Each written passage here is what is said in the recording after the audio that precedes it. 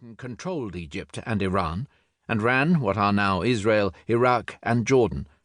France, the only other Western power with authority in the region, had to make do with Syria and Lebanon, much less desirable pickings. It was a significant transformation in the scale and shape of the empire, a transformation which Britain had not sought when she entered the war, and which she did not entirely want when the war finished. How did all this happen? Above all, how did it happen 20 years after Kipling had written Recessional, at a time when many politicians, thinkers, and political economists in Britain had concluded that the days of the empire were over? By the early 20th century, partly because of post-Darwinian notions of decadence, there was a view that the days of the British Empire as a great power were ending. It was a matter of concern that it had proved difficult to raise enough healthy recruits for the South African War, and this fact stimulated belief in ideas about racial decline and degeneration. The advancing front of the empire was threatened from the very centre. Gibbon's description of the decay and decline of the Roman Empire seemed unpleasantly relevant. The jingoism of mid-19th century imperialism had been replaced by a much less confident approach. At its climax, the empire was attended by anxieties. After the mid-Victorian years, the British found it increasingly difficult to think of themselves as invariably progressive. They began worrying instead about the degeneration of their institutions, their culture, their racial stock.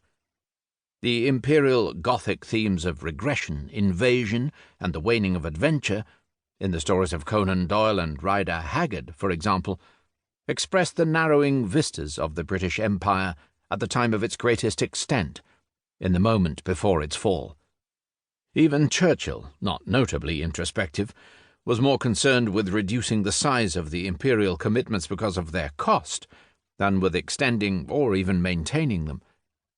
It was precisely this concern about national degeneracy and a Little England outlook, the lack of a sense of what empire could do for Britain, that prompted Seeley to criticise the absent-minded approach and to advocate a positive, forward imperial policy.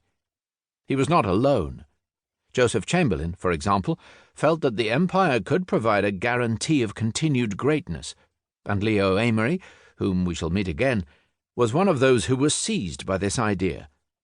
In the particular circumstances of British involvement in the Levant during the First World War, the neo-imperialists exercised a disproportionate degree of leverage, but they were far from typical of policymakers. Most politicians and officials were against expansion, or at the very least not in favour of it. After all, in 1914 Britain entered the First World War declaring that she had no territorial ambitions. How then did she emerge with so many possessions? Did she act in bad faith?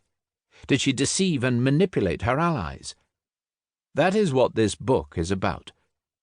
British foreign policy in the Middle East in the war was topsy-turvy. She acquired her new possessions from the Ottoman Empire, a state Britain had ardently wanted as her ally, but which in the event was her enemy. Her allies, on the other hand, were those countries which had been her traditional rivals. Confusion and wartime expedients were powerful motors for the extension of the empire in the Middle East.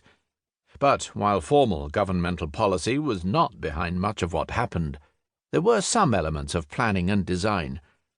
I have tried to give due weight to the role, which seems to me crucial, of individuals and groups who operated at fairly low political levels or in the capacity of administrators, and who shaped events in the Middle East in the war and post-war years. Some of them had no significant status at all. The desperate conditions of a war of a sort for which no one had planned propelled ambitious enthusiasts into positions of great importance. Colonial administrators and Oxford archaeologists found themselves constructing new politics.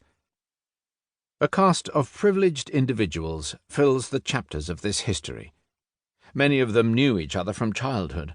If not, they met as their careers crossed. They shared an elite background of influence and of wealth, which freed them from the need for gainful employment.